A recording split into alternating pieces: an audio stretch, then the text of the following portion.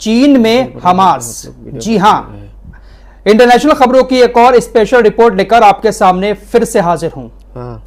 Hamas चीन तक पहुंच गया है। नेतन्याहू अगर अमेरिका पहुंचा तो हमास और महमूद अब्बास का जो फतेह ग्रुप है, साथ ही साथ फिलिस्तीन के और 14 संगठन चीन पहुंच गए। चीन ने फिलिस्तीन के सभी संगठनों को अपने यहां पर बुलाया, हमास को भी बुलाया। हमास और जिस फतेह ग्रुप के बीच काफी दुश्मनी है, महमूद अब्बास का जो फिलिस्तीनी सरकार का जो फतेह ग्रुप है उसके बीच, लेकिन चीन ने इन सभी संगठनों को अपने देश के अंदर बुलाया और एक सिग्नेचर भी करवाए। सिग्नेचर इस बात के करवाए गए कि जब गाजा पूरी तरह से आजाद हो जाएगा इजराइल से, तो गाजा पर एक बार फिर से हमास का नियंत्रण होगा, हमास की सरकार होगी।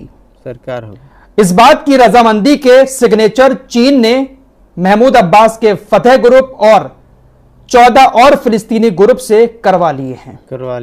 यह बात इजराइल को बहुत ज्यादा बुरी लगी है, मिर्ची लगी है, लेकिन यह बहुत बड़ी बात है कि फतेह ग्रुप ने हमास के साथ समझौता किया है। गाजा को आजाद करने के बाद हमास एक बार फिर से गाजा पर अपनी सरकार चलाएगा, इस बात के लिए फतेह ग्रुप राजी हो गया है। चीन ने इन सभी संगठनों को मनाया है, बाकायदा सिग्नेचर भी करवा लिए हैं। इजराइल को मिर्ची लग गई। इजराइल का ये जो विदेश मंत्रालय का मंत्री है, इसने कहा कि युद्ध के बाद गाजा पर संयुक्त नियंत्रण के लिए हमास और फतेह ने चीन में एक समझौते पर सिग्नेचर किए हैं। आतंकवाद को खारिज करने के बजाय महमूद अब्बास ने अपना असली चेहरा उजागर करते हुए हमास के हत्यारों और बलात्कारियों को गले लगा लिया। वास्तव में ऐसा नहीं होगा, क्योंकि हमास का शासन कुचल दिया जाएगा और अब्बास दूर से गाजा को देख रहे होंगे।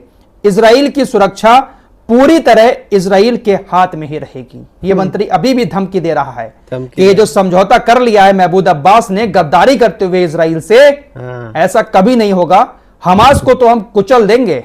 हमास कैसे अपना शासन दोबारा से गाजा में कायम करेगा? तो बहुत ज्यादा मिर्ची लग चुकी है महमूद अब्बास के फतेह ग्रुप के इस फैसले पर। अब देखते हैं कि महमूद अब्बास को इजराइल किस तरह से सबक सिखाता है। हो सकता है कि फिलिस्तीन के अंदर अपने हमलों को और तेज कर दे इजरायली सेना, वेस्ट बैंक, रामल्ला, यरूशलेम जैसी जगहों पर। देखते हैं कि क्या होता है। फिलहाल एक और बड़ी खबर आ रही है। एडिडास का नाम आप लोगों ने सुना ही होगा, बहुत अच्छे अच्छे शूज बनाती है, जर्मन कंपनी है। उसने एक एड किया, जो बेला हदीद है अमेरिका की मॉडल, उनको उस एडवर्टाइज में शामिल कर लिया। बेला हदीद पक्की फिलिस्तीनी समर्थक हैं, फिलिस्तीन से उनका ताल्लुक है। उनके पिता जो थे, उनके फादर फिलिस्तीन के थे और उनका ताल्लुक बहुत ज्यादा फिलिस्तीन से है और हमेशा फिलिस्तीन के सपोर्ट में वो खड़ी रहती हैं। लेकिन हमेशा वो इजराइलियों के निशाने पर भी रहती हैं।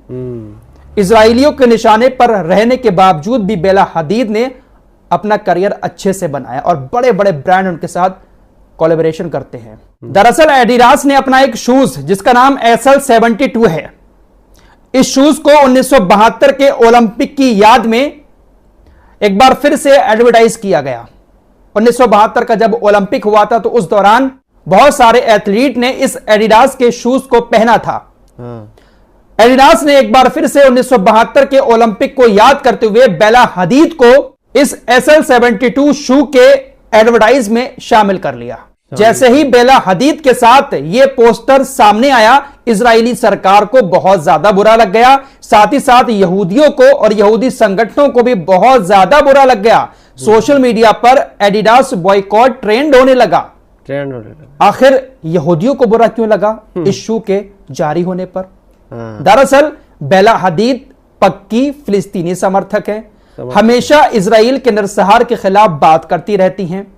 1972 में ही ओलंपिक के दौरान तकरीबन इजराइल के 11 खिलाड़ियों को गोली मार दी गई थी, साथ ही साथ कुछ कोचेस को भी मार दिया गया था। 1972 में इजरायली यहूदियों के साथ, खिलाड़ियों के साथ एक बड़ा नरसंहार हुआ था और इजराइल 1972 के ओलंपिक में हुए इस नरसंहार को बहुत दर्दनाक नरसंहार मानता है। तो जैसे ही एडिडास की तरफ से 1972 के ओलंपिक के उस शूज को बेला हदीद के साथ मिलकर एडवर्टाइज किया गया, यहूदियों ने कहा कि एडिडास हमें चिढ़ा रहा है। बेला हदीद जो हमारी पक्की दुश्मन है, जिसके लोगों ने हमारे खिलाड़ियों को 1972 में मार दिया था, उसी 1972 के ओलंपिक के शूज को एडिडास बेला हदीद के साथ मिलकर एडवर्टाइज कर रहा है। एडिडास हमें चिढ़ा रहा है, हमारे उस नरसंहार की याद दिला रहा है। इजराइल ने इसकी सख्त मुखालिफत की, बॉयकॉट एडिडास ट्रेंड होने लगा, जिसके बाद अब एडिडास ने इजरायली यहूदियों से, इजरायली सरकार से और अमेरिका में रहने वाले यहूदियों से माफी मांगी है। साथ ही साथ बेला हदीद को इस एडवर्टाइज से हटाने का भी फैसला कर लिया है। एडिडास ने कहा कि हमने जानबूझकर नहीं किया, हमने तो सिर्फ अपने उस शूज को जिसको ओलंपिक के दौरान लाया गया था 1972 में, उसको प्रदर्शित किया। हमें आपके खिलाड़ियों पर हुए दर्दनाक नरसंहार की याद दिलाने का कोई प्लान नहीं था। लेकिन इजराइल को लगा कि बेला हदीद को लाए हैं और इन्हीं के लोगों ने हमें मारा था, तो ये हमें चिढ़ा रहे हैं। फिलहाल बेला हदीद ने कहा है कि अगर कंपनी हमें हटाती है तो हम कोर्ट भी जाएंगे। बेला हदीद कोई छोटी मोटी अमेरिकी मॉडल नहीं है, बहुत बड़ी पहचान रखती हैं। बहुत अच्छा करियर इन्होंने मॉडलिंग में अमेरिका के अंदर बना लिया है। फिलहाल एक और समझौता यमन और सऊदी अरब के बीच हुआ है। यमन और सऊदी अरब ने ऐतिहासिक समझौते पर सिग्नेचर किए हैं। इसकी घोषणा अंसारुल्लाह हौतीस के आधिकारिक प्रवक्ता ने की है। दोनों पक्षों के बैंकों के खिलाफ हाल के फैसलों और कार्रवाइयों को रद्द करना और भविष्य में इसी तरह से किसी भी उपाय को रोकना। सना और जॉर्डन के बीच यमनिया की उड़ानें फिर से शुरू करें, इसे 3 दैनिक उड़ानों तक बढ़ाएं और काहिरा और भारत के लिए यह आवश्यकता अनुसार दैनिक उड़ानें निर्धारित करें। कंपनी के सामने आने वाली प्रशासनिक, राजनीतिक और वित्तीय चुनौतियों के समाधान के लिए बैठकें आयोजित करें। रोड मैप के आधार पर सभी आर्थिक और मानवीय मुद्दों पर चर्चा के लिए बैठकें शुरू करें। तो कई सारे समझौतों पर यमन और सऊदी अरब के बीच ऐतिहासिक सिग्नेचर हुए हैं। इससे पहले ऐसी बात यमन और सऊदी अरब के बीच कभी नहीं हुआ। यमन जिस तरह की धमकियां सऊदी अरब को दे रहा है, तो सऊदी अरब शायद हो सकता है इसी डर से यमन को अपने करीब ला रहा हो। बड़ी खबर आ रही है कि ईरान की IRGC ने दक्षिणी ईरानी जल क्षेत्र में तस्करी का ईंधन ले जा रहे तेल टैंकर को जब्त कर लिया है।